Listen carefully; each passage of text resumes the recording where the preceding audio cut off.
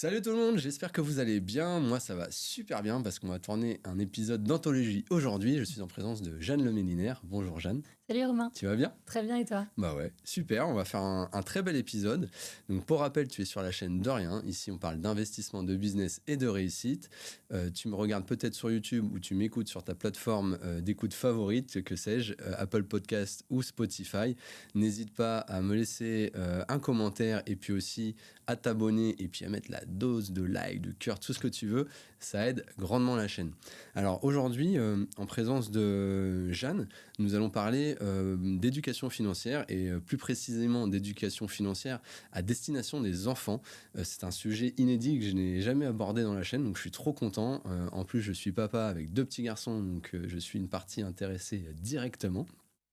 Alors Jeanne, j'ai vu en travaillant un petit peu l'interview que tu avais longuement travaillé en banque. Donc forcément, la structuration de l'épargne et l'investissement sont des sujets que tu connais très bien. Et puis, tu es aussi très engagé au niveau des réseaux, hein, puisqu'on voit que tu portes la voix de l'éducation financière pour tous et toutes, très régulièrement. Donc merci à toi en tout cas pour ça. Peut-être qu'en introduction, je peux te proposer justement de décrire un petit peu ton histoire, ton parcours et comment tu en es arrivé à la fondation de ta boîte, dont on va parler un peu plus en détail après, qui est EasyWeb. Bien sûr, écoute, moi j'ai grandi en Bretagne, donc j'ai vraiment passé beaucoup de temps là-bas. Et puis j'ai pas mal vadrouillé après pendant mes études. Donc j'ai commencé une licence de droit à Rennes d'abord. Donc j'avais choisi le droit parce que j'ai toujours su que je voulais entreprendre, mais je savais pas trop encore dans quoi, quel domaine, etc. Donc j'avais volontairement choisi quelque chose d'assez généraliste pour me laisser. Souvent quand on fait du droit, c'est un peu ça. Hein. Ouais. Alors j'ai pas choisi le plus simple, mais en tout cas le plus généraliste. Donc du coup ça s'est super bien passé. Et puis après ma licence de droit, tu vois, je suis partie quelques mois aux États-Unis pour apprendre l'anglais.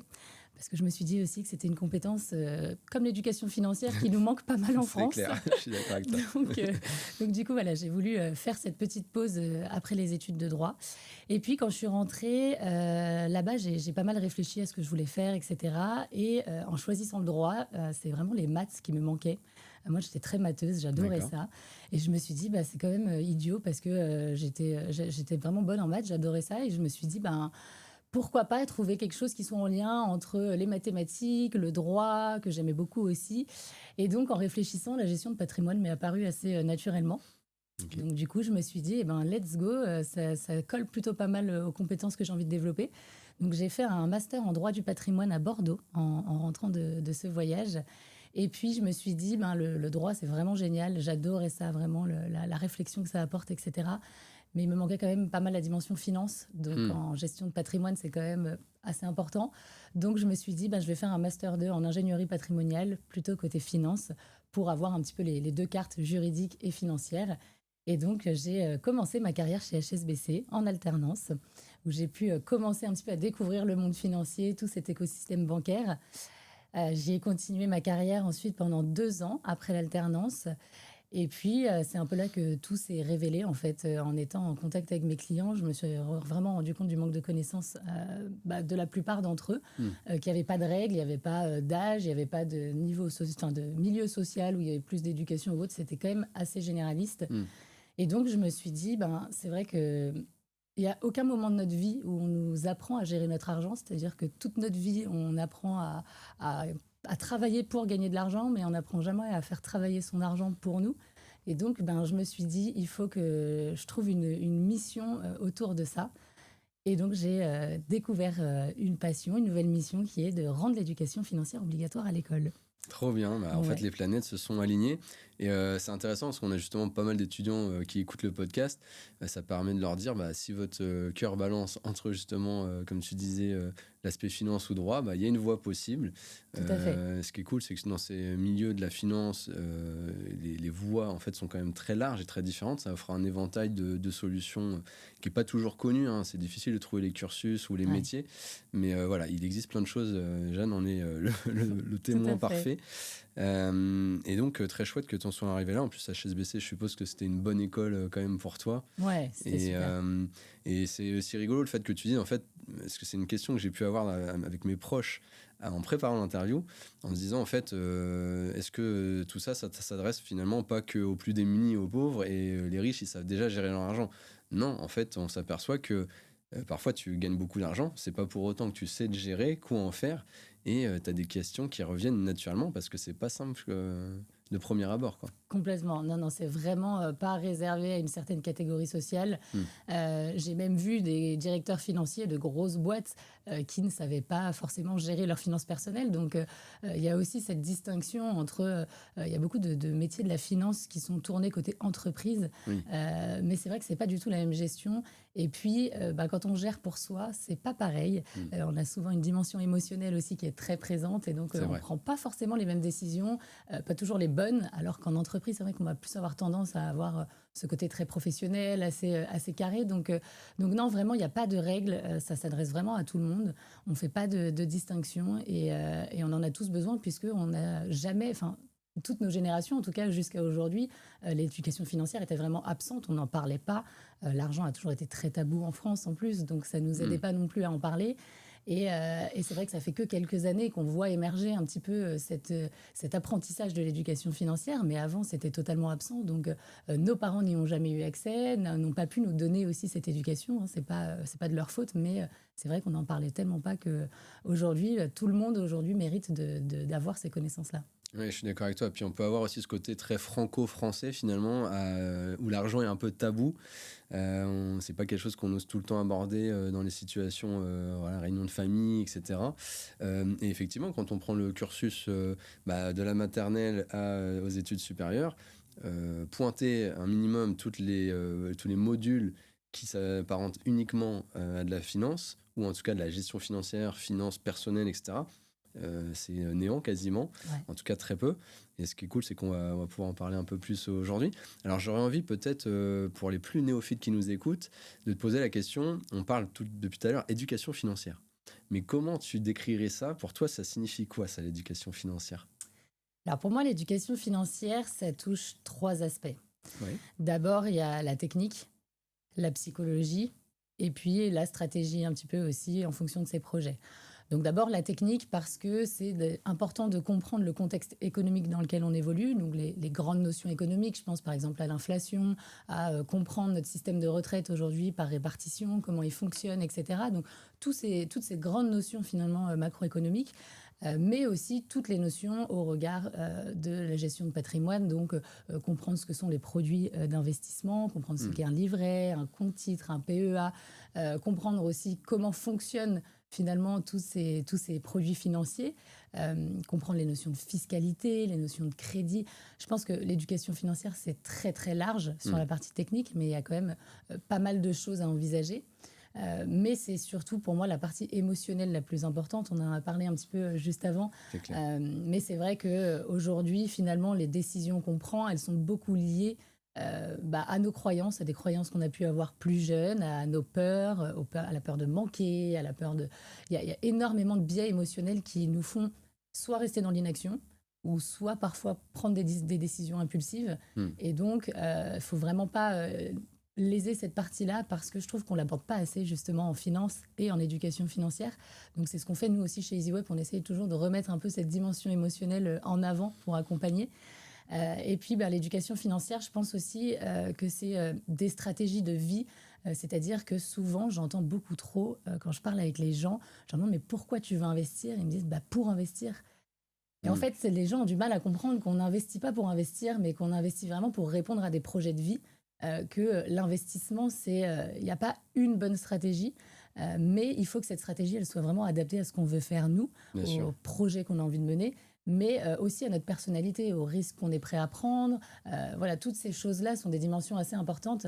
Et donc, il n'y a pas une bonne stratégie en matière d'investissement, mais clair. vraiment celle qui nous correspond à nous. Et donc, je pense que c'est aussi très important de le mettre en avant et que les gens comprennent que d'abord, on définit son projet, on définit un petit peu ce qu'on veut faire, qui on veut être, et ensuite, on adapte sa stratégie d'investissement au regard de ses besoins et de ses envies.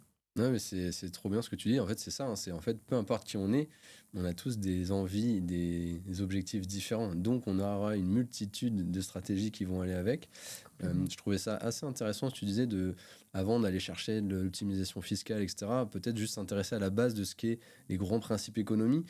On bombarde sur un certain nombre de chaînes de télé de l'inflation qui n'arrête pas, enfin, un certain nombre de concepts économiques comme ça, et on se les prend en pleine tête sans forcément les comprendre, et en quoi ça nous impacte, et comment on peut se battre face à ça. Donc un peu de l'impuissance et une morosité qui s'installe. Mais voilà, finalement, en reprenant tout petit à petit ces bases-là pour bien comprendre, on peut après les aligner avec nos attentes. Complètement. Et puis prendre de meilleures décisions, effectivement, dans nos investissements, ou en tout cas dans les décisions financières qu'on va prendre. Et écoute, moi, c'est très clair en tout cas de maintenant ce que c'est et comment tu le vois. Ça me paraît hyper naturel en fait de se dire il faut que les adultes prennent le courage d'entamer le sujet, hein, puisque en fait c'est hyper important pour la vie de tous les jours. Les étudiants par télescopage et les jeunes actifs bien évidemment parce qu'ils vont rentrer dans cette vie active, donc plus tu t'y mis tôt, mieux c'est. Mais j'ai envie de te dire les enfants qui vont être le sujet d'aujourd'hui, en quoi pour toi c'est une importance particulière et pourquoi t'en as fait un combat d'ailleurs? Parce que je pense que c'est un peu comme le vélo. Ouais. Plus jeune on apprend, toute notre vie on saura faire du vélo, on n'oublie jamais à faire du vélo. Et ben, je pense que l'éducation financière c'est pareil. Je pense que plus tôt on commence, plus on va se familiariser un petit peu avec toutes ces notions et donc plus on va être en mesure à l'âge adulte de prendre des bonnes décisions. Alors évidemment, il faut adapter l'apprentissage en fonction de l'âge de l'enfant, hein. L'idée, c'est pas à 6 ans de leur apprendre l'investissement financier immobilier. Je pense qu'il faut quand même leur laisser un petit peu l'insouciance et le temps de grandir. Mais en tout cas, commencer dès le plus jeune âge à les familiariser avec la valeur de l'argent, qu'ils comprennent que l'argent, c'est pas illimité, que ça sort pas du distributeur, comme j'ai parfois entendu avec mes neveux et nièces. Vas-y, tu vas à la machine magique, là. C'est ça. Bah, t'as qu'à aller au distributeur. Alors oui, c'est pas tout à fait comme ça que ça se passe. Donc c'est vrai que l'idée, c'est surtout de les familiariser un petit peu avec les premières notions autour de l'argent. Mais surtout, en fait, je trouve que c'est important de commencer dès le plus jeune âge parce que si eux, ils commencent tôt, eh bien, quand ils auront leurs propres enfants, ils seront à même aussi de retranscrire cette même éducation financière. Et donc, l'idée, c'est qu'à terme, de génération en génération, on sorte aussi de ce tabou qu'il existe en France autour de l'argent et qu'en famille, ça devienne un sujet qui soit naturel, comme on peut le voir dans d'autres pays européens. Je pense par exemple à la Norvège, qui sont très avancés par rapport à nous sur ces questions-là. Eh bien, les jeunes ont un niveau d'éducation financière qui est bien supérieur aux jeunes en France. D'accord. Et donc, ils seront certainement à même à prendre de meilleures décisions à l'âge adulte. Donc, je pense que c'est pour ça que c'est important de commencer très tôt, en faisant bien attention, évidemment, aux notions qu'on inculque en fonction de l'âge de l'enfant.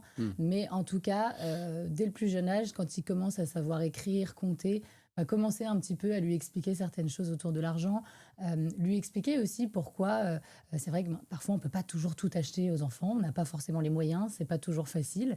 C'est aussi leur expliquer ça, expliquer pourquoi on dit non, pourquoi on ne peut pas, et éviter de créer des frustrations chez eux, et donc de vraiment être dans cette discussion naturelle avec les enfants autour de l'argent, alors qu'aujourd'hui c'est quand même quasiment totalement absent des discussions familiales. Ouais, je pense que c'est intéressant de prendre le pli en fait tout de suite, d'avoir les bons réflexes économiques et financiers pour pas éviter voilà, pour éviter des bavures plus tard, mais surtout tu as aussi dans l'argent le côté temps qui joue, je trouve, dans les placements, etc. Donc effectivement on est tous à regretter, putain, j'avais commencé 10 ans plus tôt, 20 ans plus tôt, donc c'est sûr que d'être éduqué et voilà, apprenant un petit peu plus tôt, c'est toujours mieux. Justement, tu parlais d'âge pour les enfants, tu dis pas forcément 6 ans et tout. Moi, je me posais la question, est-ce que c'est le timing, le bon timing? Est-ce que c'est vraiment une question d'âge ou est-ce qu'il y a peut-être des éléments où ils viennent questionner qui doivent nous alerter sur le fait d'y aller, de ne pas y aller? Toi, tu positionnerais ça comment, du coup, pour tous les parents qui nous écoutent? C'est vrai que je pense que c'est très propre à l'enfant, surtout quand ils sont jeunes comme ça, ils n'ont pas forcément la même maturité, ils grandissent pas tous à la même vitesse, etc. Nous, chez EasyWeb, on recommande à partir de 6-7 ans. Parce qu'on estime qu'avant, c'est peut-être un peu trop tôt, ils sont encore un peu petits, ils ne savent pas lire, écrire. Puis comme je le disais, l'idée, c'est pas non plus de les sortir de l'insouciance trop tôt. Donc on pense que 6-7 ans, c'est plutôt adapté. Ils savent déjà lire, ils savent déjà écrire, et puis ils commencent surtout déjà à avoir certaines réflexions qui sont assez intéressantes. Donc je pense que c'est un âge plutôt intéressant. Après, c'est vrai que nous, typiquement, notre cahier d'activité, par exemple, il y a certains enfants qui le font à partir de 5 ans, il y en a d'autres qui le font à partir de 7. Donc ça varie vraiment en fonction de... 5 ans, ça commence à être fort, ouais, puisque... Ouais, mais il y en a qui y arrivent très bien. Ouais, Donc comme toi, c'est vrai que les retours d'expérience qu'on a eus étaient intéressants par rapport à ça. Alors nous, on recommande toujours effectivement qu'il y ait le parent, l'enfant. Hein, c'est toujours important qu'il y ait ces deux éléments-là. Mais en tout cas, voilà, commencer à partir du moment où l'enfant soit pose certaines questions, comme tu disais, autour de l'argent, où je veux ci, je veux ça, des enfants qui vont pouvoir avoir des problèmes de patience, par exemple, ça peut être intéressant. D'accord. Mais sinon, de manière générale, je pense que voilà, à l'entrée au CP, CP, CE1, ça commence à être assez intéressant pour eux. Ils comprennent beaucoup de choses. Et puis à cet âge-là, quand on leur parle d'argent, Oui. ils en connaissent un rayon. C'est clair, on est souvent étonnés dans le bon sens du terme. Ouais. Je faisais l'autre jour un atelier auprès de jeunes enfants, donc ça a commencé à partir du CP. Et je leur ai demandé quels sont les moyens de paiement que vous connaissez. Et donc, ils m'ont sorti la crypto-monnaie, l'American Express. Alors, je me suis dit, waouh, à 6 ans, c'est quand même... Et en fait, on se rend compte qu'ils en connaissent bien plus que nous, on le pense. Donc, il y a peut-être aussi, nous, du côté parents, on met peut-être des barrières aussi en se disant, non, mais ils sont trop jeunes, il ne faut pas encore leur en parler, etc. Mais mine de rien, ils connaissent quand même déjà pas mal de choses. C'est clair. Donc, c'est pas plus mal de pouvoir commencer le plus tôt possible. Ok, très clair. Et alors du coup, nous, dans cette émission, le titre du podcast, c'est De rien. Donc moi, je suis papa, mais je pars de rien. C'est le bazar avec les enfants. Tu conseilles d'attaquer sur quelle notion? Alors on va le voir, bien sûr, tu as des cahiers qui sont des outils, et c'est top, qui permettent vraiment de structurer un peu ce qu'on va voir avec eux. Mais à côté de ça, toi, quelles notions, si on devait peut-être relever 2-3 points, quelles sont les notions fondamentales qu'on doit aborder avec nos enfants? Alors, je pense que quand ils ont à peu près entre 6 et 10 ans, c'est bien de voir un petit peu avec eux la valeur de l'argent, leur expliquer aussi que l'argent, c'est source du travail, qu'il y a cette notion d'effort aussi qui est liée à l'argent. Et puis, commencer aussi à les familiariser avec la consommation de tous les jours, c'est-à-dire qu'est-ce qui relève du besoin et qu'est-ce qui relève du plaisir. C'est-à-dire, voilà, aujourd'hui, nous, on a besoin de manger, on a besoin de se loger, on a besoin de s'habiller. Ça, c'est vraiment les besoins à prioriser quand on dépense de l'argent. Et puis après, il y a tous les petits plaisirs de la vie aussi, s'acheter des bonbons, acheter une trottinette, acheter un jeu vidéo. Mais voilà, en tout cas, qu'ils comprennent bien qu'il faut prioriser les achats, qu'on priorise toujours ses besoins face à ses envies. Et puis, pourquoi pas commencer aussi, si les parents donnent déjà un peu d'argent de poche, à inculquer un petit peu cette notion d'économie.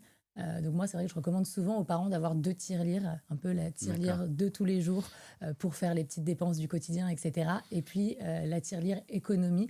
Comme ça, ils prennent déjà l'habitude dès tout petits à segmenter leurs revenus entre les dépenses et l'épargne.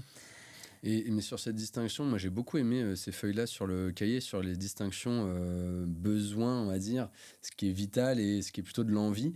Et notamment, tu as une page sur le sport. Et en fait, typiquement, les enfants, on peut dépenser pas mal d'argent pour le sport, en équipement sportif, en licence, etc.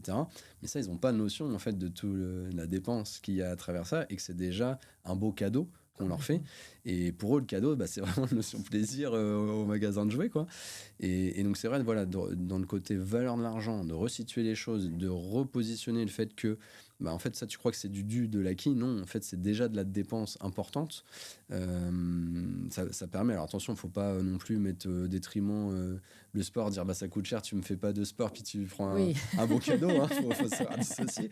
Mais intéressant, en tout cas, de leur montrer que tout ce qu'ils vivent au quotidien, c'est pas du dû et qu'il y a de la dépense derrière. Et comme tu disais, la notion de l'argent vient petit à petit faire son bonhomme de chemin, quoi. Complètement. En fait, cet exercice, il m'a inspirée parce que j'ai pas mal de parents qui me disaient « Ah, mais moi, il commence le foot en septembre et puis en octobre, il veut plus y aller. » Et c'est vrai que c'est des enfants, c'est normal. Mais c'était le but de cet exercice, c'était effectivement de leur montrer le coût de la vie, le coût des choses et surtout qu'ils comprennent que quand on commence quelque chose, quand on se lance, il y a des dépenses qui ont été générées. Et donc, voilà, il faut aussi un peu de discipline, continuer. Donc, c'est vrai que j'ai beaucoup de retours sur cet exercice. Il est assez intéressant, mais il est parlant pour les enfants. Ouais, puis du coup, la réflexion de la transaction. Donc, au-delà du sport, c'est est-ce que tu veux vraiment ça? Besoin, pas besoin? Et décalage, report potentiel de l'achat avant de valider.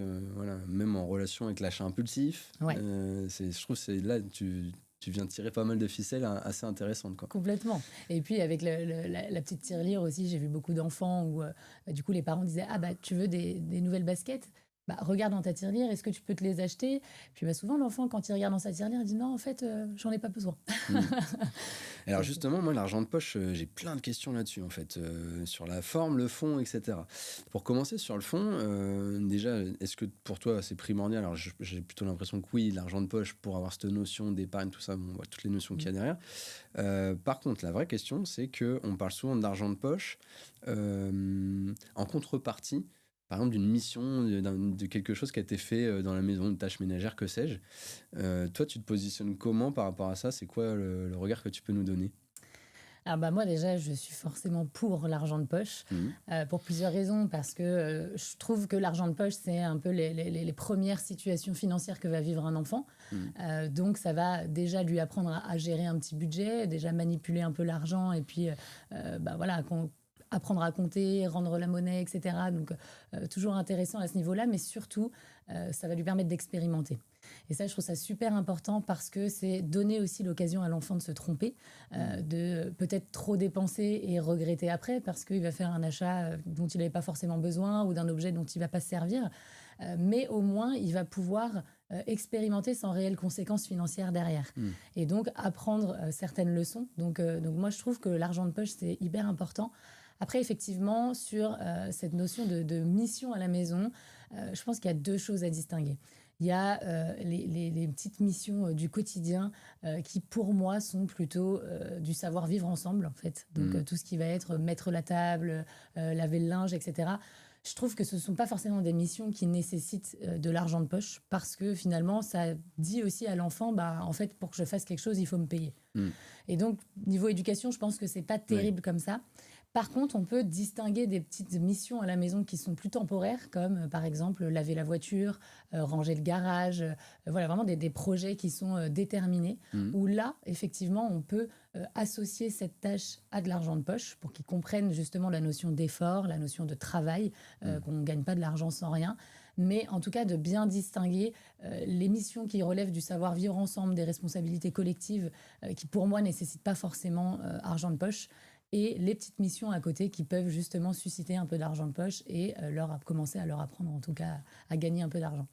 Ouais, c'est intéressant, hein. Je suis un peu de ton avis là-dessus. Moi, je trouve qu'il faut bien dissocier l'aspect devoir, en fait, de ce qui est dû, comme tu dis, à la collectivité. En fait, je vais pas commencer à rémunérer mon enfant pour qu'il contribue à vider la vaisselle, mettre de la table, etc. Il faut qu'il comprenne aussi que tout n'est pas rémunéré tout le temps et qu'il y a des efforts dans la vie à fournir avant d'espérer quelque chose. Par contre, tu as raison, on peut peut-être se dire voilà, sur des choses qui sont plus ponctuelles, plus exceptionnelles. Parce qu'après, le risque, c'est justement, il a goûté à un salaire, hein, finalement, à de l'argent en moyennant une petite mission. Et donc après, il va nous redemander rapidement des missions. Voilà, c'est un peu le piège, je trouve qu'il faut faire attention de bien dissocier dès le début. Mais du coup, ce que tu expliques, c'est assez intéressant, effectivement.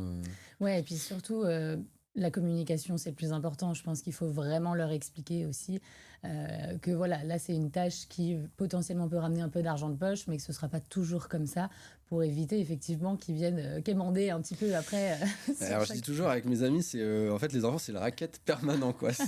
D'ailleurs, le marketing est très bien fait là-dessus, mais quand tu arrives en caisse, il y a bien sûr les petits chewing-gums, tout ce qui est bien positionné, les tic-tac pour les enfants. Et effectivement, le fait qu'ils ne prennent pas à droite à gauche et... Tu dois positionner beaucoup de noms en fait d'affilée, ce qui fait qu'il y a toujours un petit oui qui va passer à un moment ou à un autre. C'est pas forts, évident. Hein. Ils savent tester. Ouais, c'est ça. Et pour le coup, quand ça marche hein, parfois, donc ils ont bien raison. Il y a que celui qui ne tente rien qui n'a rien. Effectivement. Ok, sur le fond et sur la forme, toi tu parlais de tirelire. Est-ce que tu vois d'autres méthodes? On connaît un peu la méthode des enveloppes, de mettre en fait pour bien scissionner les différents budgets. Est-ce que tu vois d'autres choses qui te paraissent intéressantes ou plus évoluées, on va dire? Pour les enfants, je trouve que c'est bien de rester sur du factuel, du concret. Donc, la tirelire, c'est visible, c'est dans leur chambre. Donc, je trouve que c'est assez intéressant. D'ailleurs, parfois, je recommande aussi un troisième compartiment sur la tirelire qui est plutôt, elle, destinée à tout ce qui va être don et partage. C'est-à-dire faire un cadeau à quelqu'un de la famille ou un copain, une copine à l'école pour un D'accord. anniversaire, par exemple. Mhm. Mais inculquer aussi cette notion aux enfants que l'argent, c'est pas que pour soi. Parce que c'est vrai qu'on peut aussi vite tomber dans l'éducation financière, l'argent, je vais faire ça avec, je vais faire ci. Mais quand même, je pense que c'est important de leur inculquer le fait que peut servir aussi pour faire plaisir aux autres. Oui. Et puis, ça peut aussi servir pour faire un don à une association, pour aider les animaux, pour aider les enfants. Donc voilà, ça peut aussi permettre de ramener cette notion un peu de partage qui est assez importante, je pense, et qui leur donnera aussi des bases saines autour de l'argent. Pas qui croient que c'est vraiment uniquement pour eux. Mhm. Je pense que c'est assez important. Après, il va y avoir des outils de gestion pour les enfants qui sont assez intéressants. Je pense notamment aux moyens de paiement comme MoneyWalkie. Il y a Oui. PixPay aussi qui existe, D'accord. qui est très sympa. Donc MoneyWalkie, pour expliquer en 2 mots, si j'ai bien compris, je crois que c'est un espèce de petit terminal voilà, qui revêt une forme en plus assez rigolote, un espèce d'emoji, un petit personnage dans lequel on vient charger de l'argent Ouais, pour que l'enfant puisse en toute autonomie, alors, sous couvert ou non d'ailleurs des parents, mais puisse faire des sans contact avec un budget limité et positionné à exactement. l'avance, quoi. C'est ça. Et donc, le parent a une application sur laquelle il va pouvoir mettre de l'argent, il va pouvoir suivre les dépenses de son enfant, Mm. etc. Et ça peut être assez intéressant parce que ça fonctionne un peu comme nous, hein, comme une banque. Donc, il y a des petits relevés bancaires, Ah oui, etc. ils ont poussé le truc Ouais. loin, d'accord. Et donc, ça peut être intéressant de montrer justement ces documents aux enfants, Mm. comme nous, en fait, quand on gère notre argent, quand on a notre relevé bancaire à la fin du mois, C'est clair. commencer justement à leur apprendre les premières notions de budget. Mais tu vois, toutes ces cartes pour enfants, je les destinerai plus à des enfants entre 10 et 15 ans, 11, Mm. 15 ans même, Oui. qui sont déjà un petit peu plus grands, puisque c'est vrai que là, on était plus sur une tranche d'âge 6-10 ans. Mais c'est vrai que je pense que c'est plutôt intéressant pour une tranche d'âge au-dessus, pour qu'ils commencent à comprendre cette notion de gestion de budget, de petits budgets, qui se responsabilisent, qui deviennent autonomes aussi, et puis qu'ils puissent aussi faire leurs petites erreurs dont on parlait tout à l'heure, c'est important. Mais en tout cas, je pense que c'est des très bons outils pour accompagner les jeunes. Et puis, quand ils continueront à grandir après, à partir de 15-16 ans, c'est peut-être les mettre plutôt sur des livrets d'épargne, en tout cas leur expliquer ce qu'est l'épargne, Mm. leur ouvrir un support d'épargne et commencer aussi avec les petits jobs qu'ils vont avoir, que ce soit job étudiant, l'alternance, tout ça, qui commencent déjà, dès leur premier revenu, à consacrer une petite partie de leur revenu sur l'épargne. Comme ça leur permettra, pareil, de toujours prendre des bonnes habitudes et puis Mm. après, leur revenu sera correctement segmenté. Cadencé. Ouais. Mais non, je suis d'accord avec toi, je trouve la chronologie, elle est intéressante, c'est de dire peut-être aller entre 5 pour les plus précoces et puis jusqu'à 8-9 ans. Effectivement, peut-être matérialiser avec des enveloppes, une tirelire, parce que tu as quand même le contact matériel physique avec la monnaie, comment l'échanger, comment compter, qui est assez sympa. Et puis arriver à cet âge 9-10 ans, peut-être passer sur du digital, ça les habitue déjà à cette digitalisation bancaire et des finances. Et puis après... dans l'aspect social, quand ils vont chez le commerçant, ils dépensent ou ils dépensent pas et ils ont leur propre outil, comme tu dis. Tout à fait. Bon, ça peut leur créer peut-être une phobie administrative en voyant les relevés qui sont plus Au dans moins, le ils rouge prendront l'habitude aussi. que dans le vert, mais au moins, voilà, ça met tout le monde d'accord dès le début, donc c'est assez intéressant. Tu parlais d'une deuxième société, Pixel, que je connais moins bien. PixPay. PixPay, pardon. Ouais. Tu peux nous expliquer rapidement aussi ce que c'est? C'est un peu le même format que MoneyWalkie. En fait, c'est des cartes de crédit adaptées en D'accord. fonction de l'âge de l'enfant. Et donc, les parents ont une application à côté où ils vont pouvoir gérer les flux sur cette carte de crédit. Ok, donc système similaire, plutôt le support qui C'est ça. bifurque un peu. Exactement. Ok, super. Alors, ce qui est cool, c'est que tu me fais bien les transitions. Mais justement, donc, je me posais la question. Donc là, on a vu comment aborder le sujet, en tout cas avec les enfants. Mais c'est vrai que le premier réflexe des parents, c'est OK, qu'est-ce que je fais pour mettre à l'abri mes enfants, pour les aider? Donc souvent, les réflexes les plus connus, ça va être par exemple la création d'un livret à leur nom, hein. C'est assez facilitant et les banquiers le proposent facilement. Est-ce que toi, tu vois, déjà, est-ce que c'est une bonne idée le livret A? Parce qu'on dit souvent, le livret A, c'est gentil, mais avec l'inflation, vu les taux actuels, tu gagnes pas grand-chose, voire tu fais perdre de l'argent à tes enfants. Donc ça, c'est un peu embêtant. Et est-ce que tu as d'autres outils, bancaires ou non d'ailleurs, à nous proposer par rapport à ça? Alors, bon, effectivement, c'est vrai que les parents, le premier réflexe, c'est ouvrir un compte bancaire, ouvrir un livret d'épargne. Mmh. Je pense que c'est très bien parce que c'est la base et puis c'est ce qu'on recommande en éducation financière aussi en termes de socle de la pyramide de l'épargne, c'est d'avoir une bonne gestion de son budget et une épargne court terme disponible sur un livret d'épargne. Mmh. Donc je pense que c'est pas un mauvais réflexe. Après, effectivement, avec l'inflation, toutes ces choses-là, est-ce que le livret d'épargne reste le meilleur support finalement pour préparer un capital peut-être quand l'enfant sera euh, majeur? Je ne sais pas, effectivement, on a ce problème d'inflation, l'impact de l'inflation sur que ce soit nos comptes courants, où là c'est quand même problématique puisque finalement on perd de l'argent plus qu'on en gagne, enfin on perd du pouvoir d'achat en tout cas. Mmh. Mais sur des livrets c'est un peu pareil puisque souvent le taux du livret A, le taux du LDD, il est souvent à peu près similaire à l'inflation. Donc ça nous permet, on va dire, de maintenir notre pouvoir d'achat, mais pas plus que ça. Bah, en fait, c'est vrai que c'est souvent facilité par les banques, hein, parce que quand tu ouvres en plus un livret pour un enfant, tu peux avoir 50, 100 balles d'offert, donc c'est toujours sympa de mettre ça en plus. Mais c'est vrai que moi, avec du recul, je me dis, je mets 2000 euros à mon enfant sur plusieurs années pour qu'à la fin, il ait un pouvoir d'achat à 500. Enfin, Ouais. Et ça me fait un puis, peu mal quand même. la dimension qu'il faut vraiment prendre quand on a un enfant, bah, c'est cette notion de temps. C'est vrai qu'en investissement, le temps, c'est le meilleur allié de l'investisseur, on le sait. Et donc, un enfant, normalement, il n'aura pas vocation à accéder à cet argent avant ses 18 ans. Mm. Donc, ça laisse quand même 18 ans devant soi pour faire travailler l'argent, pour essayer en tout cas de constituer un capital pour ses études, pour la suite en tout cas. Et c'est vrai qu'aujourd'hui, il y a des outils qui existent. Je pense notamment au compte Trade République pour enfants qui permet justement d'investir sur les marchés financiers Mm. le plus tôt possible. Donc je pense que c'est Je connaissais, enfin, j'en ai entendu parler, mais tu peux peut-être me l'expliquer un peu mieux en quoi ça consiste. eh ben, à vérifier. Ouais, À d'accord, vérifier. pas de souci. Mais il me semble que c'est comme un compte titre en fait Oui, ça destiné évite aux de te le enfants. mettre à ton nom à toi, C'est ou ça. tu crées un compte pour tes enfants de manière à ce que je connaissais effectivement Le PEAC, le plan d'épargne action pour climat. à partir de 20 ans, je crois, ou quelque chose comme ça. Ouais. Euh, Alors ça, ouais, c'est le PEA jeune, mais il y a aussi que le tu peux en tant que PEAC. parent, hein, parce que bien sûr 20 ans on pourrait se dire oui il est adulte il ouvre, non mais qu'en tant que parent tu ouvres pour tes enfants, si je Ouais, dis pas de bêtises, parce que on rappelle que le plan d'épargne action on peut en ouvrir qu'un par personne. par personne, c'est limité un peu comme un certain nombre d'outils livrés à tout ça, mais après il existe des mécanismes effectivement pour ouvrir pour tes enfants, donc ouais je connaissais pas, hyper intéressant. Ouais, c'est super intéressant. Il y a certains cabinets de gestion de patrimoine qui commercialisent le PEAC, donc c'est D'accord. le plan épargne action climat. Ok. Et donc là, c'est vraiment pour les enfants, donc c'est à partir d'un an, enfin voilà, il n'y a pas de limite d'âge, dès Ok. qu'ils sont tout petits. Et donc il a été créé aussi pour que les grands-parents puissent investir dessus, les Ah trop bien. parents, ouais. Et donc pour favoriser aussi la transition énergétique.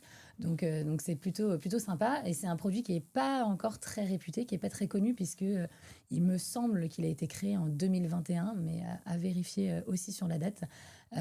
Et qui peut être aussi super intéressant pour les Toujours un enfants. petit plus pour la finance verte. Si on Bah peut en ouais, plus de hein, ça apporter sa pierre à l'édifice, c'est vrai que c'est toujours très c'est sympa. ça. Et si ça fait partie de nos aspirations, en tout cas, que d'investir tout en gardant ces principes écologiques, et ben ça peut être un très très bon support. Donc oui, effectivement, aujourd'hui, il existe un certain nombre de supports. Encore une fois, je pense que ça dépend de chacun. Il y en a qui vont peut-être avoir du mal à prendre du risque pour leurs enfants, et ce qu'on peut tout à fait comprendre. Mais dans ces cas-là, au-delà du livret A, il y a l'assurance vie qui peut être intéressante. Puisqu'on a cette partie fonds euros qui va permettre justement de garantir une partie du capital Oui. et de prendre du risque finalement sur la partie unité de compte, donc une partie qui va être investie sur les marchés financiers. Et donc l'assurance vie, ça peut être un bon support pour des parents qui n'auraient pas envie forcément de mettre tout le capital qu'ils vont investir pour leur enfant en risque, mais en tout cas de dynamiser un petit peu plus qu'un livret A et essayer d'avoir un peu plus de rendement. Et bien l'assurance vie peut être un support aussi très intéressant. Donc finalement, on se rend compte qu'aujourd'hui, on a une palette de C'est clair. supports qui peuvent être intéressants pour nos enfants. Après, je pense que tu as raison, l'assurance vie, ce qui est très cool, c'est que tu peux en fait mixer en fait, ta prise d'intérêt, en tout cas ton appétence au risque, avec du moins risqué. Donc, tu peux aller chercher quelques points de plus, mais en restant, comme tu dis, fonds euro, plutôt safe, bon père de famille. Et à la fois, tu peux dire, OK, moi, j'ai un profil risqué. Au pire, je remettrai au pot et aller chercher un peu plus d'intérêt pour ton enfant. Et alors, après, c'est pas ma spécialité. Encore une fois, on n'est pas conseiller en gestion du patrimoine et je délivre pas des conseils financiers ici. J'essaie juste de découvrir comme un citoyen lambda ce qui est possible pour mes enfants. Toujours est-il que je crois en plus l'assurance vie, tu as des mécanismes après de cession de patrimoine qui te permettent peut-être, contrairement à un livret A de ne pas te faire assommer le jour où tu veux le livrer à tes enfants. C'est ça, Ouais, alors la transmission de l'assurance vie, c'est plus en cas de décès des parents, donc pas vraiment dans ce cas-là, mais elle permet effectivement de récupérer un capital avec un cadre fiscal avantageux. Donc c'est-à-dire que quand on ouvre une assurance vie, on doit désigner un bénéficiaire. Donc c'est ce qu'on appelle la clause bénéficiaire. Et donc, on désigne les personnes qui toucheront le capital de cette assurance vie en cas de décès. Et donc, cette clause bénéficiaire, elle est super importante puisque jusqu'à 152 500 €, on peut transmettre ce capital sans impôt, sans frais de succession. Et donc, effectivement, c'est un outil... alors, l'assurance vie, on a coutume de dire que c'est un peu le couteau suisse de l'investissement et de l'épargne parce que effectivement, ça permet de pouvoir investir sur le long terme, ça permet de pouvoir transmettre un capital dans un cadre fiscal avantageux, ça permet de pouvoir allouer finalement son contrat comme on le souhaite en fonction du risque qu'on est prêt à prendre. Donc c'est vrai qu'il y a quand même un certain nombre d'avantages autour de l'assurance vie. Et puis, il y a aussi un avantage fiscal quand on le détient en son nom. Au bout de 8 ans, quand on récupère les fonds qu'on a placés, on a aussi un avantage fiscal sur les intérêts qu'on a générés. Donc on a vraiment un panel assez avantageux autour de l'assurance vie. Et donc, si excuse-moi, j'assume encore sur l'assurance vie et je vais dans ce sens-là, mais que les auditeurs et auditrices comprennent bien. Donc, l'assurance vie, en fait, c'est pas comme le livret A. On va pas ouvrir le livret A, on l'ouvre bien au nom pour l'enfant, en fait, au nom de l'enfant. Alors que l'assurance vie, on le garde en son nom. C'est juste qu'on va mettre un destinataire dessus qui peut être l'enfant. Est-ce qu'il y a sur l'assurance vie un nombre d'assurances vie limité comme sur du livret A, du PL, etc.? Non, il n'y a pas d'assurance vie limitée. On peut en avoir autant qu'on veut dans autant de compagnies d'assurance que l'on veut aussi. Parce que n'oublions pas de rappeler que c'est important de diversifier un petit peu aussi ses investissements. Donc, le fameux ne pas mettre tous ses œufs dans le même panier. Mais ici, avec l'assurance vie, en fait, 2 situations possibles. La première, soit effectivement, les parents l'ouvrent en leur nom propre et donc désignent les enfants dans la clause bénéficiaire de l'assurance vie, ce qui permettra de les protéger si jamais il arrive quelque chose aux parents. Alors c'est vrai que c'est pas un sujet très agréable, mais il peut... Faut y penser, c'est comme tous les... C'est ça, il peut arriver malheureusement des choses pas très agréables, et donc elle permet de protéger les enfants en cas de décès, mais les parents peuvent aussi faire le choix d'ouvrir une assurance vie au nom de l'enfant directement, auquel il aura accès à ses 18 ans. Et donc là, ce sera vraiment son propre capital duquel il pourra se servir pour payer ses études, payer son permis de conduire, payer son premier appartement. Donc ce sera vraiment à son nom. Si les parents l'ouvrent à leur nom, là, c'est vraiment pour cette question de transmission, de protection des enfants en cas de décès, en cas d'un événement qui serait un peu triste. D'accord. Donc, pour récapituler, on peut ouvrir autant d'assurance vie qu'on veut. L'avantage, c'est qu'on désigne le ou les enfants qu'on a envie. Et puis aussi, pour ceux qui sont le moins à l'aise avec ça, l'avantage aussi, c'est que souvent, donc, il y a un petit capital, je crois, versé au départ. Ça dépend, je crois, des banques. Il n'y a pas d'obligation légale là-dessus. Mais généralement, c'est entre 100 et 400 € où on demande à mettre en mise de départ quand même pour marquer le coup.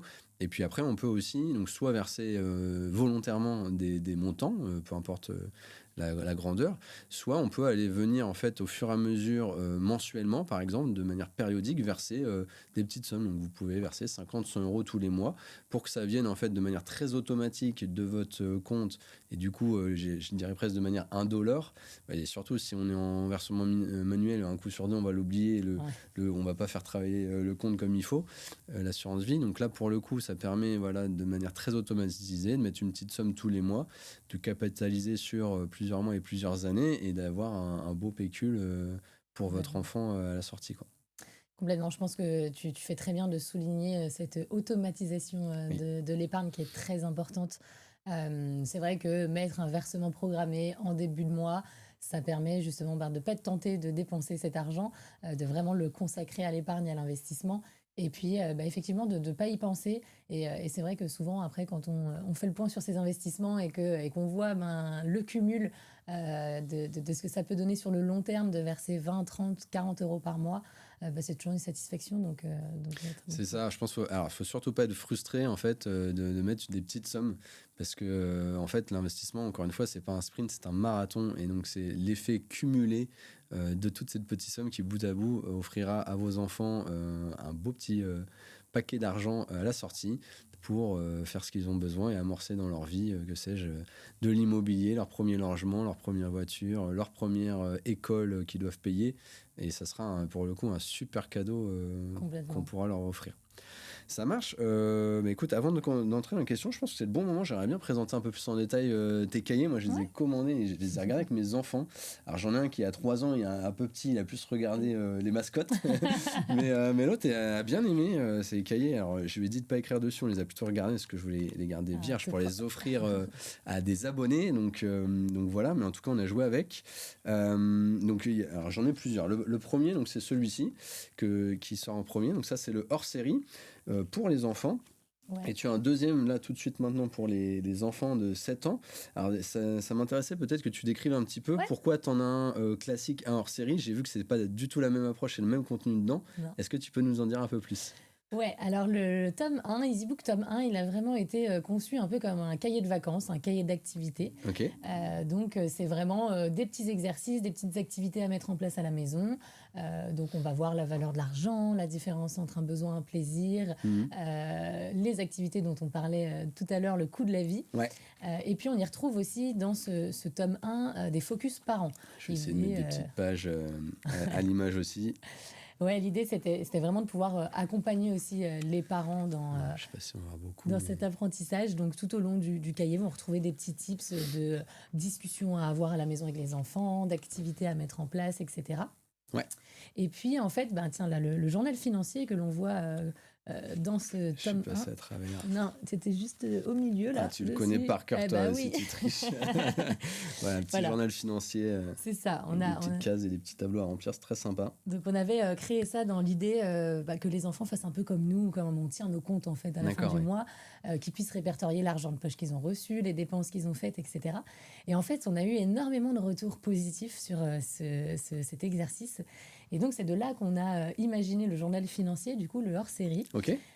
Qui, lui, le hors-série est plutôt un petit outil d'épargne pour apprendre justement aux enfants à économiser. Et donc, ils vont, au début du livre, se déterminer un objectif. Donc, je veux m'acheter une trottinette, je veux aller au cinéma, voilà, vraiment ce qu'ils ont envie. Et ils ont 12 mois pour économiser leur argent de poche, tenir leur petit journal financier et arriver à l'objectif final au bout des 12 mois, pouvoir se faire plaisir. Trop et bien. Donc, voilà, à travers cet exercice, comprendre à économiser un petit peu tous les mois. Donc, ils ont des conseils, des petits défis aussi pour les accompagner. Et puis, leur faire apprendre un peu la patience aussi, qu'on n'a pas tout de suite. Que quand nous, on va s'acheter un appartement, on économise un petit peu tous les mois pour faire son apport. Et c'est un petit peu dans cette idée-là qu'on a créé le journal financier pour, en fait, passer un petit peu de l'exercice à la pratique et à mettre des choses en place qui soient concrètes pour commencer à être dans l'action, quoi.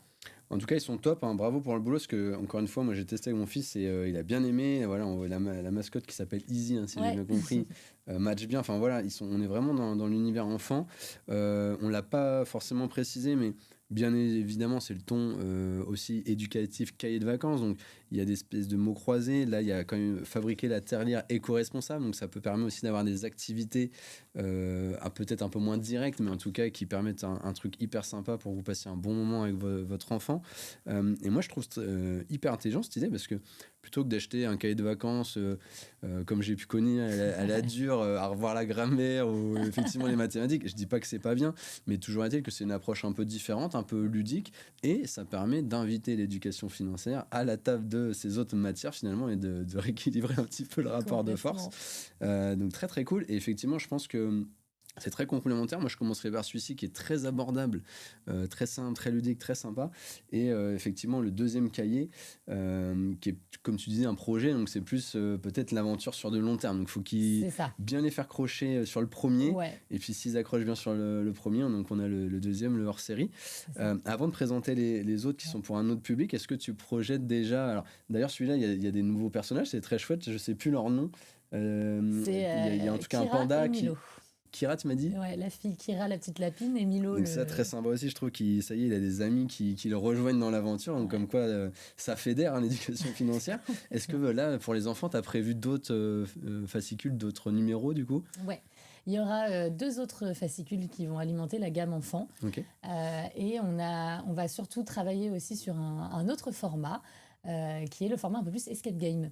Ah, chouette. Donc voilà, pour ramener un petit peu, c'est vrai que chez EasyWeb, en fait, notre cœur de métier, c'est de construire des solutions ludiques et éducatives autour de l'éducation financière, toujours, et pour les jeunes. Et donc l'idée, c'est toujours d'être sur des formats qui soient assez sympas. Et voilà, on sait que c'est un sujet qui peut paraître assez complexe pour certains, qui en rebutent d'autres. Donc l'idée, c'était de passer par des outils qui soient plutôt ludiques pour apprendre ces notions. Et donc là, on arrivera sur un format un peu plus escape game, alors peut-être aussi sur un âge un peu plus avancé, vers 10-13 ans, je pense. Et donc, qui sera encore une nouvelle aventure, toujours dans une grande histoire. Et donc, le but de cet escape game, c'est pour résoudre les énigmes, de manipuler des relevés de compte, de manipuler un avis d'impôt, manipuler un petit peu tout ce qu'on a au quotidien pour aussi toujours se familiariser les jeunes avec tout ce qui les attend après. Mais c'est bien parce que tu réponds à ce fameux credo, l'éducation financière pour tous, donc à toute tranche d'âge notamment. Tu auras fait les plus petits, tu vas aller compléter le segment avant la tranche étudiante, on va dire, qu'on va présenter après, et puis les adultes. Donc comme ça, tu couvriras une bonne partie des tranches d'âge. Du coup, l'escape game plus en mode fascicule, jeu de société. Je te pose la question parce qu'en fait, je rencontre beaucoup d'entreprises qui approchent de près ou de loin cet esprit jeu de société. Moi, j'ai de plus en plus de proches qui adorent les jeux de société. On voit que ça se popularise de plus en plus. Il y a des bars où tu peux aller voir un coup en même temps que jouer, tout ça. Et c'est vrai qu'aujourd'hui, on n'a pas, à part le fameux Monopoly et la bonne paye qui reste quand même assez limitée en termes de concepts financiers, mais j'adore. Aujourd'hui, on n'a pas de jeu de société qui pourrait nous aider à attiser notre curiosité, nous faire monter en compétences finalement. Je réfléchis à ce format jeu de société donc, qui arrivera certainement très très vite. Sur le format escape game, on va être sur toujours un petit livret pour garder l'ADN quand même EasyBook. Donc ce livret, il y aura un petit peu toute l'histoire, l'énigme à résoudre, etc. Et donc ce sera sous forme de box où il y aura ce livret avec l'énigme et à côté plein de petites pièces à conviction à manipuler pour résoudre les énigmes. Il y aura aussi une partie digitale donc, où les enfants devront appeler un numéro de téléphone, remplir des choses sur le digital. Donc voilà, c'est vraiment une expérience assez immersive qui mêle un peu le côté papier, un peu le côté digital. Donc, Ça, tu m'as mis l'eau à la bouche. T'as une date de sortie ou bon? Ouais, ça devrait arriver. Une petite exclue, là. Il y a une petite exclue. Ça sortira pour la semaine de l'éducation financière en mars. Trop bien. Donc voilà, là, ça va venir vite. Ouais, ça va arriver super vite. Trop chouette. Mais c'est cool parce qu'en plus, moi, j'ai déjà fait des jeux de société en mode un peu escape game et ça marche plutôt bien finalement à la maison aussi. Ouais. Donc c'est encore une autre expérience que quand on va dans des jeux extérieurs spécifiques, mais c'est trop bien. Donc ça c'était la gamme enfant puisque notre épisode était particulièrement sur la gamme enfant, mais il y a aussi d'autres supports que EasyWeb vous avez créés. C'est très sympa. Donc on a le cahier Easy Smart. On aurait pu faire un épisode, ça sera peut-être l'objet de se revoir plus tard, mais en fait il y a toute une thématique autour des étudiants qui ont des vraies contraintes, des vrais besoins, des choses à financer, que ce soit l'école mais aussi leurs dépenses. Souvent ils sortent du cocon familial et donc du coup ils n'ont plus ces repères à droite à gauche, ils sont livrés eux-mêmes, donc c'est hyper important de les accompagner. Là, tu as choisi quelque chose en mode un petit peu carnet, donc je trouvais le support aussi assez sympa, il s'adaptait bien à la cible. C'est ça. Est-ce que tu as envie de me dire peut-être 2 mots dessus Ouais. Alors c'est vrai qu'on a adapté, on s'est dit le cahier d'activité ça fait un peu plus bébé quand tu sors du sac à dos. C'est ça, c'est pas ouf. Donc du coup là on est vraiment sur un guide qui accompagne les jeunes sur les premières notions avant d'entrer dans la vie active. Donc on voit toute la partie éducation financière classique, donc gestion de budget. On les sensibilise à toutes les notions de crédit, paiement plusieurs fois sans frais, Donc vraiment la manière de consommer aussi au quotidien. Est-ce que le Black super Friday, les importante. télés, les consoles, ça peut aller vite quand tu es étudiant, c'est ça. clair. Et c'est un besoin ou un plaisir. Et puis donc toutes les premières notions autour de l'investissement, mais on a aussi toute une partie consacrée à les choses qu'on devrait apprendre à l'école avant de rentrer dans la vie active. Donc comment je fais ma première déclaration d'impôt, par exemple, comment je lis ma fiche de paye. Voilà, toutes ces petites notions qui finalement sont hyper importantes, où on se retrouve sur le tard, pas trop savoir comment faire. Et ben, c'était l'idée de ce guide aussi, de pouvoir aborder toutes ces notions-là. Et puis aussi de donner des tips aux jeunes pour optimiser leur budget. Donc des petits tips sur comment avoir des petites réductions, optimiser tout ça au mieux. Smart. Ouais, c'était Trop bien. Et puis, alors, si en plus tu es étudiant, la vingtaine, que sais-je, mais que tu ne te sens pas, tu peux toujours démarrer par le petit cahier du 7 ans et plus pour vraiment te consolider et partir copain avec l'éducation financière et après muscler de jeu avec le petit cahier. Il n'y a pas de souci.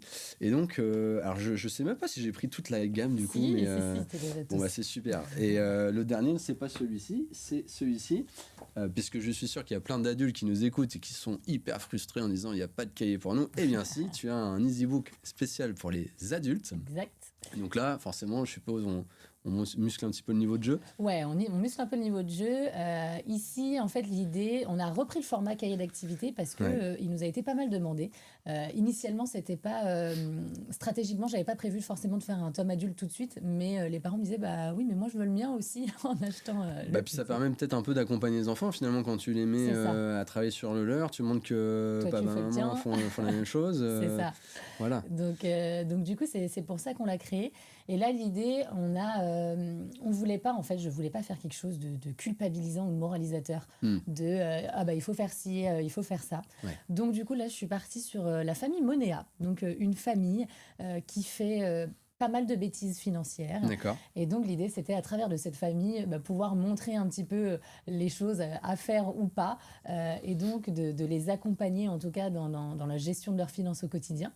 Et donc, ce premier tome, il est vraiment tourné autour de la pyramide de l'épargne. Donc, quand on commence à s'occuper de ses finances, dans quel ordre on se lance, qu'est-ce qu'on fait en premier, comment on construit sa pyramide de l'épargne.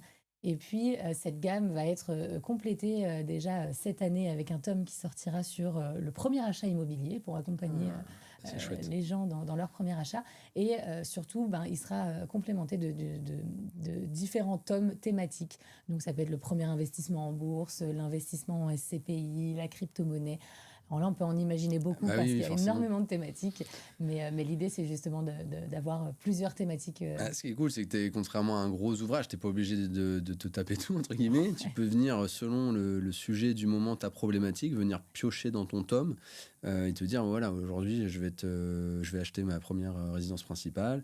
Donc, l'immobilier, ça me parle particulièrement. Je veux éviter certains écueils. Je prends ce tome-là. Et puis, pour la crypto, on aura le temps, par exemple. Mais non, hyper chouette de pouvoir compartimenter comme ça, je trouve. Je tiens à rassurer aussi les adultes. Bien évidemment, il n'a pas été pensé en contenu, mais aussi sur la forme, pareil que ceux pour les enfants. Là, on est plutôt sur une illustration type BD assez sympa, BD adulte. Et donc, forcément, tout ce qu'on retrouve dedans, illustration, mentions, anecdotes, etc. C'est beaucoup moins infantilisé, forcément, c'est beaucoup plus, c'est beaucoup plus poussé. Et puis, on a une partie exercice, du coup, pour accompagner un petit peu la famille Monea et donc pouvoir apprendre des nouvelles notions. Et on va avoir aussi, après, des plans d'action où les gens vont pouvoir, finalement, par rapport à leur propre situation, mettre des choses en place, optimiser leur budget sans passer par la famille Monea et donc avoir quelque chose de plus adapté à soi-même. Trop bien. Du coup, si on veut, parce que c'est une question qui m'a été posée aussi, et c'est vrai qu'aujourd'hui, tu es en plein développement, tu as une société assez jeune, on entend de plus en plus parler, et tant mieux, mais où est-ce qu'on peut se procurer de manière simple ces livrets pour les acheter Alors, ils sont disponibles sur notre site internet, donc easyweb.com. Super. Donc, on mettra les sites, sites et les liens dans les commentaires, bien évidemment. Et puis, il est disponible aussi sur Amazon. Donc voilà, on a quelques magasins en grande distribution, mais plutôt autour du Loiret, puisque nous, aujourd'hui, on est basé à Orléans. Yes. Donc, s'il y a des auditeurs du Loiret, vous pouvez le retrouver dans certaines grandes distributions. Mais sinon, majoritairement, c'est plutôt sur notre site internet. Trop bien. Donc, venons de la grande distrib. S'il y a de la grande distrib qui nous écoutent, hein, les Auchan, Leclerc et consorts, mais n'hésitez pas. En fait, c'est un super produit à mettre en avant pour la période estivale dans les gros bacs avec tous les autres anglais. Et voilà. Et c'est surtout un élément différenciant en fait, parce que je pense que ça plaît. Il y a de la demande. Donc voilà, n'hésitez pas à contacter Jeanne par rapport à ça. Avant de clôturer et de passer un petit peu sur les moyens de te contacter toi, j'avais peut-être une ou deux questions à te poser, notamment donc au-delà des cahiers, est-ce que toi tu as des petites ressources perso, je sais pas moi, des chaînes Insta, des chaînes YouTube que tu affectionnes particulièrement sur le sujet à nous conseiller ou... Alors, pour la partie enfant, je peux conseiller Moneykeys, qui est une application Okay. qui est une jeune start-up aussi, mais en tout cas qui font de très belles choses. Donc, c'est de l'éducation financière à destination des enfants aussi. Donc, du coup, là, plutôt au côté digital. Ah, okay. Donc, ça peut complémenter un petit peu toute la partie cahier d'activité ou papier que peut proposer EasyWeb. Donc, c'est vraiment une application très sympa que je peux recommander. Et puis, tu fais bien aussi de parler des réseaux sociaux parce que je pense que c'est un sujet aussi très important. Et notamment, on parlait beaucoup des enfants, mais je pense aussi qu'à partir de 10-11 ans, c'est important de les sensibiliser d'abord sur les achats numériques parce que c'est quand même une génération qui paye beaucoup avec le téléphone, qui perd aussi la notion de l'argent grâce à toutes ces nouvelles technologies. Donc, c'est génial d'évoluer technologiquement parlant, mais ça crée aussi parfois, malheureusement, un peu d'inconfort. Donc, bien les sensibiliser par rapport à ça et surtout bien les sensibiliser par rapport aux réseaux sociaux, notamment les gens qui suivent sur les réseaux sociaux, parce qu'aujourd'hui, on entend beaucoup parler d'éducation financière et c'est génial parce qu'il y a beaucoup de créateurs de contenu qui se sont mis à démocratiser, à vulgariser un petit peu tout ce monde financier qui était un peu sombre. Donc là-dessus, c'est génial, mais il y a aussi beaucoup d'escrocs qui profitent de tout ça pour faire passer des moins bons messages, pour escroquer les gens. Et moi, je le vois beaucoup avec les jeunes avec lesquels je travaille dans les écoles, qui suivent malheureusement des conseils qu'ils peuvent entendre sur TikTok, qui peuvent... vraiment aussi ça fait partie de l'éducation financière aussi de sensibiliser les jeunes sur les contenus qu'ils regardent et où ils vont chercher l'information. Donc voilà, pas hésiter à se tourner vers des vrais créateurs de contenu qui soient certifiés. Je peux penser à Guillaume Simonin, par exemple, à Grégory Guillemin. On a Parlons Budget aussi sur Instagram, que je trouve génial, qui met beaucoup en situation. Donc elle est vraiment super. Mais en tout cas, voilà, aujourd'hui, je pense qu'à travers LinkedIn, déjà, on a le moyen de pouvoir regarder un petit peu quel est le passé de ces créateurs de contenu. Est-ce qu'ils sont certifiés pour ça? Est-ce qu'ils ont fait des études là-dedans? Est-ce qu'ils ont les compétences, en tout cas, pour en parler?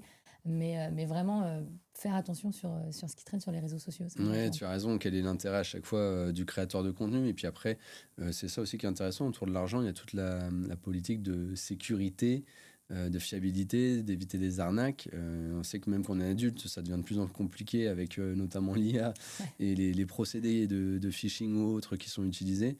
Donc on se doute bien que pour les enfants, le risque est d'autant plus fort. Exactement.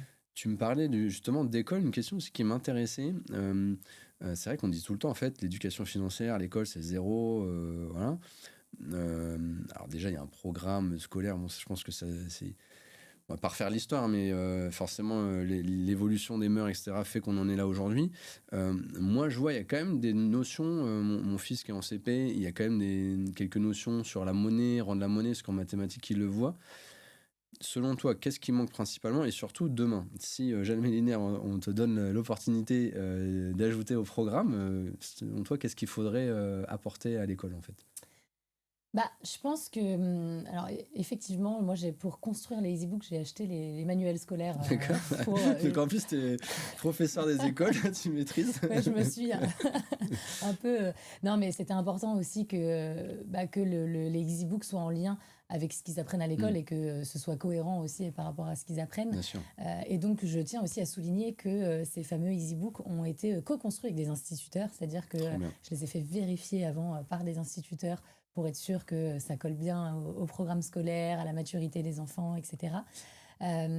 Donc c'est vrai qu'on commence un petit peu très jeune à leur parler de la monnaie, etc. euh, Ce qui pour moi n'est pas encore suffisant, parce que en plus ça s'arrête très vite. C'est-à-dire qu'on commence à appliquer aux mathématiques, parce que il me semble qu'en CP, pendant les mathématiques Ouais, c'est qu'ils ça. apprennent à rendre la monnaie, etc. Mais après, on se rend compte qu'à partir du CE2, ça a No complètement Man's Land. disparu. Voilà, donc ça n'existe plus. D'accord. Donc je pense que en fait, il y a un peu un partage de connaissances à faire entre la famille et l'école. Pour moi, les deux ont un rôle à jouer et les deux sont complémentaires. Mm. C'est-à-dire que la famille, elle va plutôt avoir un rôle dans l'éducation quotidienne, dans la manière de consommer, dans la manière d'acheter, etc. Quand elle, l'école, elle va plutôt avoir un rôle théorique plutôt. Sur des notions que les parents pourraient avoir un peu de mal à expliquer. Je pense par exemple aux intérêts simples, aux intérêts composés, toutes ces notions-là qui sont hyper importantes à comprendre à l'école. C'est vrai que quand je vois, j'ai été courtier en financement immobilier aussi, donc vraiment sur la partie crédit immobilier, et c'est vrai que quand je voyais des gens qui appliquent le taux sur le montant alors que c'est un taux annualisé et que c'est Oui, quand ça fait même ça fait pas la c'est même facture à la fin. problématique. Non, c'est pas du tout la même chose. Et je pense que c'est là que l'école a son rôle à jouer, vraiment sur les fondamentaux. Apprendre les premières notions de budget, apprendre le fonctionnement d'un crédit, les pourcentages aussi, peut-être plus les appliquer sur la vie quotidienne plutôt que sur des maths très cartésiennes et J'entends. qui ne nous parlent pas forcément finalement. Donc je pense qu'il y a une place qui serait réservée à l'éducation financière dans les mathématiques déjà, qu'on ait des mathématiques appliquées à la vie de tous les jours, mais pourquoi pas aussi dans tout ce qui est éducation civique. Je pense notamment aujourd'hui, à partir il me semble, de la 4e, on a de l'éducation sexuelle, ce qui est génial et que je ne remets pas en cause. Mais je trouve ça assez aberrant qu'en 2026, on n'ait pas de l'éducation financière également qui soit dans le programme scolaire. Donc je pense que encore une fois, c'est des notions à adapter en fonction de l'âge. Collège, voilà, plutôt des notions assez simples, les intérêts simples, les notions de budget, les notions de crédit. Et puis, plus on évolue, arriver sur des notions d'épargne, des notions d'investissement, comprendre pourquoi, en investissant 50 euros par mois dès le plus jeune âge, au bout de 30 ans, ça me permet de me constituer un capital parce que les intérêts composés vont fonctionner, etc. En fait, il y a tellement tout à faire puisqu'il n'y a rien aujourd'hui que je pense que je pourrais en faire un manuel scolaire. Mais je travaille d'ailleurs dessus. Donc, monsieur Emmanuel Macron, si vous nous écoutez et que vous avez des besoins, Jeanne est disponible et prête à répondre à l'appel. Complètement. Mais non, mais en fait, je retiens 2 points dans ce que tu dis que j'avais pas forcément en tête, mais c'est intéressant, c'est de se dire, en fait, il faut couvrir ce no man's land de toutes ces années où on ne répond à rien en termes d'éducation financière. Donc, comme tu dis, peut-être je n'ai pas en connaissance fine du programme, mais peut-être de CE1, CE2 jusqu'à la seconde, forcer un peu plus et relier soit des nouveaux modules, soit de l'éducation civique finalement, parce que c'est finalement apprendre à devenir citoyen quelque part, de maîtriser ces notions. Et puis après, ne pas attendre d'être en seconde économique pour se spécialiser là-dedans. En fait, tous les jeunes, tous les enfants ont le droit à avoir la même notion, les mêmes niveaux de connaissances l'égalité des chances. avant de se spécialiser, puisque finalement, on n'a pas besoin d'être spécialisé pour apprendre ça. Là, pour le coup, ça touche tout le monde. Tout à fait. Et après, comme tu dis, il y a de la matière pour venir muscler le jeu à l'intérieur, quoi. C'est ça. Et puis ça nous permettra de casser ce tabou autour de l'argent en France, de casser aussi les croyances limitantes qu'on peut avoir. Et Dieu sait qu'on en a beaucoup. J'en entends tous les jours. Donc il y a vraiment quelque chose à faire. Et puis aujourd'hui, on est en mesure de s'inspirer de nos voisins européens. Je parlais de la Norvège tout à l'heure, mais vraiment, eux, c'est depuis l'école élémentaire, il y a de l'éducation financière à l'école. Et donc, on a de quoi s'inspirer, ça marche. L'OCDE, aujourd'hui, elle fait des sondages justement autour de l'éducation financière en Europe. On se rend bien compte que les jeunes en Norvège sont bien plus en avance que nous. Ça pousse. Donc, il faut aussi s'inspirer de ce qui est autour de nous et qui fonctionne. Et on ne peut plus se permettre aujourd'hui, dans le contexte actuel, que ce soit encore absent de nos programmes scolaires. C'est bien noté. Et du coup, tu parlais, alors, tu vois, tu as fait des belles transitions jusqu'au bout. Bravo, c'est une super invitée.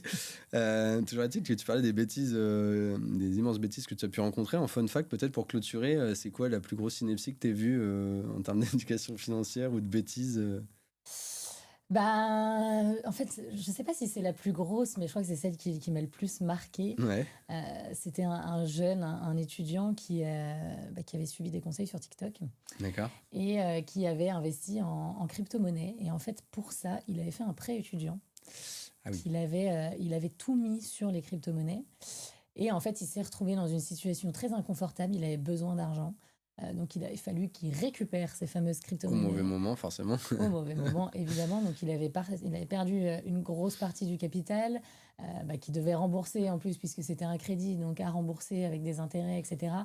Et en fait, ça m'a fait beaucoup de peine parce que je me suis dit, vraiment, c'est un manque d'éducation financière, en Mm. fait, ni plus ni moins.